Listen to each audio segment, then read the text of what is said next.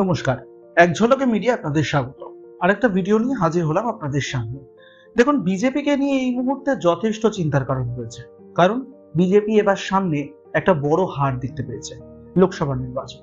হ্যাঁ, তারা কিছু আসন পেয়েছে লোকসভা নির্বাচনে, কিন্তু কোথাও গিয়ে দাঁড়িয়ে তাদের স্ট্র্যাটেজি একেবারেই কাজ করেনি। যেমনটা আপনাদেরকে আগের ভিডিওতে জানিয়েছিলাম যে শুভেন্দু অধিকারীর নেতৃত্বে একেবারে ডাহা ফেল করেছে বিজেপি। তবে এবার একটা অন্য প্রশ্ন উঠছে, সামনে আসছে বিধানসভা নির্বাচন। বিধানসভা নির্বাচনে যেমন ভাবে লড়া যায় সেরকম ভাবেই তো লড়বেন তারা। খুব একটা বড় স্ট্র্যাটেজি কি আনতে পেরেছে বিজেপি? যদি এখনো সময় পুরো যায়নি, কিন্তু সেই সময়টা কতটা হাতে রয়েছে সেটাও একটা বড় প্রশ্ন হয়ে দাঁড়াচ্ছে। সব থেকে বড় কথা হলো, রাজ্যের মুখ্যমন্ত্রী মমতা বন্দ্যোপাধ্যায় তথা তৃণমূল সুপ্রিমো, তিনি কিন্তু একটা বড় খেলা খেলে দিয়েছেন মাঝখানে, যেটা হলো ভাতা। এই ভাতা, যে ভাতাকে বারংবার এই দানছত্র, ভিক্ষা, নানান রকম বিষয় আক্রমণ করেছে বিজেপি, সেই ভাতাটাকে দিয়ে কিন্তু রীতিমতন বাজিবাদ করে দিয়েছেন মমতা বন্দ্যোপাধ্যায়। আর সেই ভাতাটাই হচ্ছে লক্ষ্মীর ভান্ডার।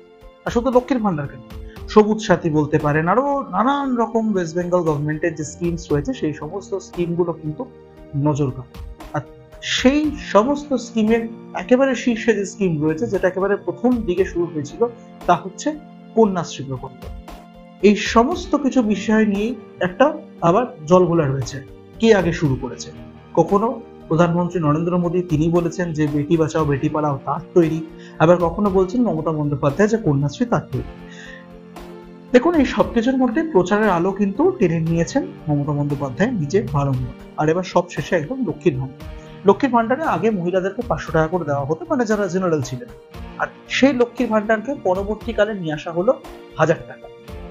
এইখানে শুভেন্দু অধিকারী বললেন যে 1000 টাকায় কিচ্ছু হবে না, বিজেপি ক্ষমতা এলে 3000 টাকা। সাধারণ মানুষ কি এই কথাটা বিশ্বাস করেছেন? না, করেননি। কারণ অমিত শাহ যখন এসেছিলেন, অমিত শাহ এসে একদিন হঠাৎ করে বললেন এক জনসভাতে যে লক্ষ্মীর ভান্ডারের মতন তারাও একটি প্রকল্প চালু করবেন, আর সেই প্রকল্পে পাওয়া যাবে 100 টাকা করে। আর এই 100 টাকা করে কেন বলা হলো? তাহলে কি যারা 1000 টাকা পাচ্ছেন তারা 100 টাকা করে পাবেন? তারা তো একেবারেই লস। কাজে সেখানে শুভেন্দু অধিকারীকে আবার পাল্টা প্রশ্ন করা হলো যে আপনি তো বলেছিলেন 3000 টাকা, তাহলে 1000 টাকা কেন বলা হলো? তখন রীতিমতন ড্যামেজ কন্ট্রোল করার মতন বিষয়টাকে এবার সামনে এনে বলা হলো যে না না না, তিনি 100 টাকা করে প্রত্যেক দিন বলেছেন, অর্থাৎ 30 দিনে 3000 টাকা। যাক, এই বিষয়টা গেল। সাধারণ মানুষ হয়তো এই 100 টাকা 3000 টাকার এই অঙ্কটা খুব একটা ভালোভাবে বুঝতে চাননি বা এখানে মাথা ঘামাতে চাননি। তারা পরিষ্কার যে 1000 টাকা পাচ্ছেন মমতা বন্দ্যোপাধ্যায়ের কাছ থেকে, সেই 1000 টাকার উপরে তারা ভরসা রেখেছে। তবে প্রশ্ন হচ্ছে যে বিধানসভা নির্বাচনের আগে তেমন কোনো স্ট্র্যাটেজি কি খুঁজে পাওয়া যাবে বিজেপির তরফে? সামনে ধুধু করছে ফাঁকা মাঠ। এবার কি স্ট্র্যাটেজি তারা নেবেন? এত বড় হার হয়েছে। আর শুভেন্দু অধিকারীর ওপরে যে মানুষ ভরসা করেন না, বা তার কথা, তার এই দুর্নীতির প্রসঙ্গ বা তার এই জয় শ্রীরাম ধ্বনি দেওয়া, এই সমস্ত কিছুকে কিন্তু একেবারে নস্যাৎ করে দিয়েছেন এই বাংলার গণদেবতা। এই গণদেবতা যার উপরে ভরসা রেখেছিলেন শুভেন্দু অধিকারী, একেবারে সেই ভরসার জায়গাটা তাকে দেওয়া হয়। এবার দল বদলের একটা কথা তো বারবার করে উঠে আসে, কারণ দল বদল তিনিও করেছেন। বিভিন্ন ইস্যু হতে পারে, বিভিন্ন সমস্যা হতে পারে। কখনো তাকে বলা হয়েছে যে তিনি তৃণমূল কংগ্রেসের ভেতরে তার দম বন্ধ হয়ে উঠছিল, আবার তৃণমূল কংগ্রেসের তরফে বলা হয়েছে যে তিনি ইডি-সিবিআইয়ের ভয় পেয়ে দৌড়িয়ে চলে গিয়েছেন বিজেপির কাছে। তাহলে প্রশ্ন ওঠে যে তিনি যদি ইডি-সিবিআইয়ের ভয়টা পেয়েই থাকেন, তার মানে তিনি আগে কখনো কিছু করেছেন এবং সেটা তৃণমূল কংগ্রেস থাকাকালীন। তাহলে কি যেই দলে মমতা বন্দ্যোপাধ্যায় এবং অভিষেক বন্দ্যোপাধ্যায়ের একটা মানে কোনো রকম খবর না জানিয়ে একটা পাতা পর্যন্ত নড়েন, একটা গাছের পাতাও নড়তে দেন না যেখানে, যেই দলে, সেখানে তার আড়ালে এত বড় কাজটি করে ফেললেন যে পিছনে ইডি-সিবিআই পড়ে যেতে হলো? এইসব প্রশ্ন, এইসব জলঘোলা, এইসব নানান রকম তর্ক বিতর্ক থাকতেই পারে, আমরা সেই দিকে যাচ্ছি না, কিন্তু প্রশ্নটা মাথায় বারবার উঠে আসবে যে তাহলে কিছু তিনি কি করেছিলেন, আর করে থাকলে কি করেছিলেন, আর দলে কেন তাকে আটকানো হলো না? যাই হোক, তিনি চলে গেলেন বিজেপি। তবে বিজেপিতে যাওয়ার পরে তার নেতৃত্ব বা তার যে চলা পথ তিনি দেখিয়েছেন, তাতে বিন্দু মাত্র আস্থা রাখেননি সাধারণ মানুষ। ফলে বোঝাই যাচ্ছে এই বিধানসভা নির্বাচনের আগে যদি আরো বেশি পরিমাণে কিছু এমপি মানে সাংসদ যারা জয়ী হয়েছেন বিজেপির থেকে, তারা সাধারণ মানুষের উদ্দেশ্যে কাজ করবেন বলে তারা যদি দল বদল করে আবার যদি তৃণমূলে চলে যান, তাহলে তো হয়েই গেল। আর যদি সেটা না যান, তাহলে এই কটা লোকসভা দিয়ে বিধানসভার এতগুলো আসনকে কি মেনটেন করা সম্ভব হবে? প্রচার তো এবার প্রচুর হয়েছে, সেটা ডিজিটালি হতে পারে, সেটা আপনার সাধারণ মানুষের বাস্তবে মাটিতে দাঁড়িয়ে হতে পারে, যেখানে হোক হতে পারে।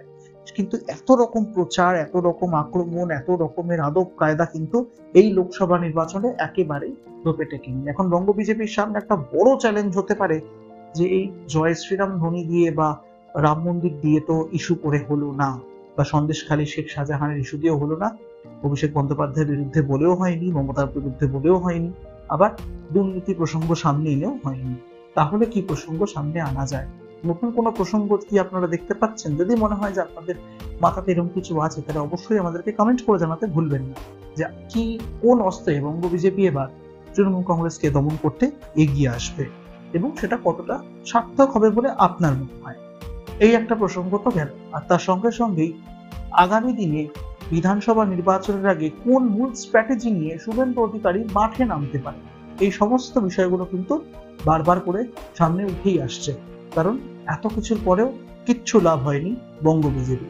কোথাও গিয়ে ওই বাইরের রাজনৈতিক দল বা বহিরাগত এই চমকটাই কিন্তু বোধহয় এবার রয়ে গেল, যেটা বারংবার মমতা বন্দ্যোপাধ্যায় প্রচারের সময় কাজে লাগিয়েছেন, বারংবার অভিষেক বন্দ্যোপাধ্যায় বলেছেন, আর স্বাভাবিকভাবে এই দুজন নেতৃত্বের পাশাপাশি নিম্ন স্তরে বা মধ্য স্তরে যেসব নেতা নেতৃত্বরা রয়েছেন তারাও বারংবার করে বলেছেন। ফলে এই বহিরাগত তকমা কাটিয়ে বিধানসভা নির্বাচনে কি একটু হাল ধরতে পারবেন? কারণ শুভেন্দু অধিকারী কিন্তু প্রায় নীরব ছিলেন রেজাল্ট বেরোনোর পর। রেজাল্ট বেরোনোর পর তিনি একবার সাংবাদিক বৈঠকে আসেন, বেশ কিছু আক্রমণ করেন, আবার বেশ কিছুদিন তিনি চুপ করে থাকেন। হঠাৎ করে তিনি কেন কোথায় চলে গেলেন কেউ জানেন না। সুকান্ত মজুমদার সামনে এসেছেন, দিলীপ ঘোষ সামনে এসেছেন, কিন্তু যার নেতৃত্বে এত বড় নির্বাচন হলো তাকে কিন্তু দেখা যায়নি। যদিও তিনি পরে আরেকবার এসেছেন, সেই পুলিশের গাড়ির উপরই দোষ চাপিয়েছেন মমতা বন্দ্যোপাধ্যায় এবং অভিষেক বন্দ্যোপাধ্যায়কেও আক্রমণ যেরকম তিনি করে থাকেন সেই সুরেই তিনি কথাবার্তা বলেছেন। তবে এবার স্ট্র্যাটেজি কি হবে? শুভেন্দু অধিকারীর উপর কি আর দায়িত্ব রাখা যাবে?